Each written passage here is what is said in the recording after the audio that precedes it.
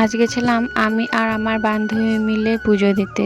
তো মন্দিরে প্রথমে প্রবেশ করে দেখি এত ভিড়, তারপরে তো আমাদের দুজনের মাথায় হাত। তো ফাইনালি যেদিকে লাইন ফাঁকা ছিল তো আমরা সেখানে দাঁড়াই। আর এই যে আমাদের দুজনাকার ফুলের ডালি, এই যে দেখো অসম্ভব ভিড়। ওই সাইডে একটু বেশি ভিড় ছিল আর আমরা যে সাইডে দাঁড়িয়েছিলাম সেই সাইডে একটু কম ভিড় ছিল।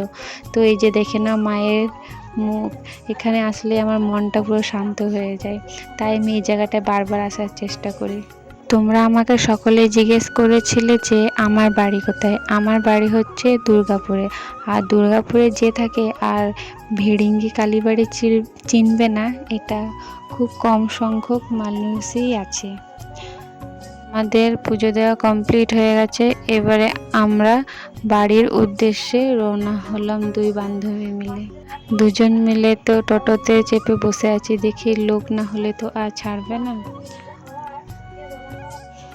আমরা তো যাচ্ছিলাম আর দেখছিলাম জামা কাপড়গুলো যে কি সুন্দর লাগছে। তো দুজন মিলে ওটাই গল্প করছিলাম, যদি আমাদের টাকা হতো তাহলে আমরা কিনতাম। আজকে যেহেতু প্রচণ্ড গরম ছিল তাই আমরা টোটো থেকে নেমে লস্যি খেলাম।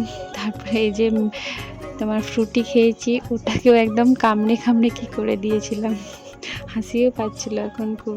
আমরা আবার ফুচকাও খেয়েছিলাম।